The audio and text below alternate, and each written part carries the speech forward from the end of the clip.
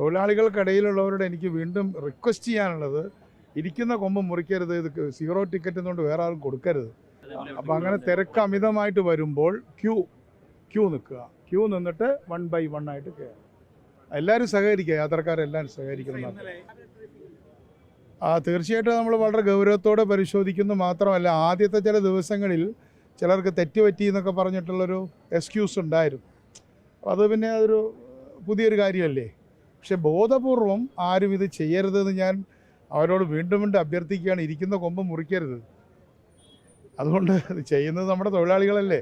ഈ വർക്കൊക്കെ അവരല്ലേ ചെയ്തത്. ഇത്രയും ഭംഗിയായിട്ട് നിങ്ങൾ കണ്ടല്ലോ, പുതിയ ബസ് പോലെ ആയില്ലേ. അപ്പോൾ അതുകൊണ്ട് തൊഴിലാളികൾക്കിടയിലുള്ളവരോട് എനിക്ക് വീണ്ടും റിക്വസ്റ്റ് ചെയ്യാനുള്ളത്, ഇരിക്കുന്ന കൊമ്പ് മുറിക്കരുത്, ഇത് 0 ടിക്കറ്റ് എന്നുകൊണ്ട് വേറെ ആരും കൊടുക്കരുത്.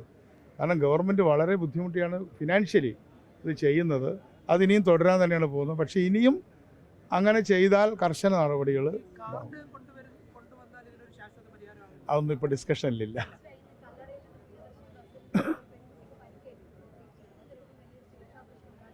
അതിനെക്കുറിച്ച് ഞാൻ കമൻറ്റ് ചെയ്യുന്നില്ല. അതിനെക്കുറിച്ച് അല്ല, അതിപ്പോൾ ഇപ്പോൾ ഈ ഇന്നലെ ശ്രദ്ധിച്ചൊരു കാര്യം, ഈ ചില സ്പോട്ടിൽ ഇപ്പോൾ നമ്മുടെ സുൽത്താൻ ബത്തേരി ഗുണ്ടൽപേട്ട അല്ലേ, അപ്പോൾ അവിടെ ക്യൂ സമ്പ്രദായം, അവിടെ അത്തരം സ്ഥലങ്ങളിൽ എല്ലാവരും ക്യൂ നിൽക്കുക.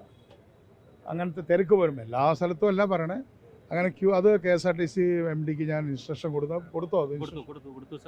അപ്പോൾ അങ്ങനെ തിരക്ക് അമിതമായിട്ട് വരുമ്പോൾ ക്യൂ നിൽക്കുക, ക്യൂ നിന്നിട്ട് 1 by 1 ആയിട്ട് കയറുക. എല്ലാവരും സഹകരിക്കുക, യാത്രക്കാരെല്ലാവരും സഹകരിക്കണം. എവിടേക്കാ? തിരുവല്ലത്തേക്ക് ബലിതർപ്പണവുമായി ബന്ധപ്പെട്ടുണ്ട്. അപ്പോൾ പല ബസ്സുകളും പ്രിയദർശിനി ബസ്സുകളായിരുന്നു. പക്ഷെ അത് മറച്ചു വെച്ചുകൊണ്ട് സിറ്റി ഫാസ്റ്റ് രീതിയിൽ സർവീസ് നടത്തിയെന്നുള്ള വ്യാപകമാണ് പരാതിയുള്ളത്. അത് ശ്രദ്ധയപ്പെട്ടിരുന്നോ? ഞാൻ ശ്രദ്ധിച്ചിട്ടില്ല. അത് മൊത്തത്തിൽ സ്പെഷ്യൽ സർവീസ് ആയിട്ടല്ലേ പോയത്?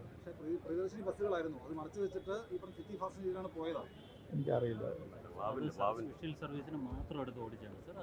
അത് സ്പെഷ്യൽ സർവീസ്, അത് ആ റൂട്ടിൽ ഓടുന്നതല്ലേ പ്രിയദർശിനി.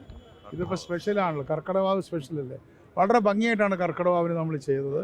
100 ബസ്സുകൾ ഇറക്കി, ഒരു സ്ഥലത്തും ഒരു പരാതിയില്ല. അപ്പോൾ എന്നെ എല്ലാ ആൾ ഫോണിൽ വിളിക്കുന്നുണ്ട്. ഫോണിൽ വിളിച്ചിട്ട് കുറച്ചാൾ തിരുവല്ലത്ത് നിൽക്കുന്നുണ്ടെന്ന് പറഞ്ഞു. സമയം കഴിഞ്ഞു, 2:30-3 മണിയായി. വീണ്ടും ബസ് ഇട്ടു. വളരെ ഭംഗിയായിട്ടാണ് കർക്കിടകവാവ് എന്നുള്ളത്. 100 ബസ്സുകൾ ഇട്ടു. 13 കേന്ദ്രങ്ങളിൽ ഈ ജില്ലയിൽ തന്നെ, 60 കേന്ദ്രങ്ങളിൽ കേരളത്തിൽ കർക്കിടകവാവിന് നമ്മൾ ചെയ്തിരുന്നു. That's all. Thank you.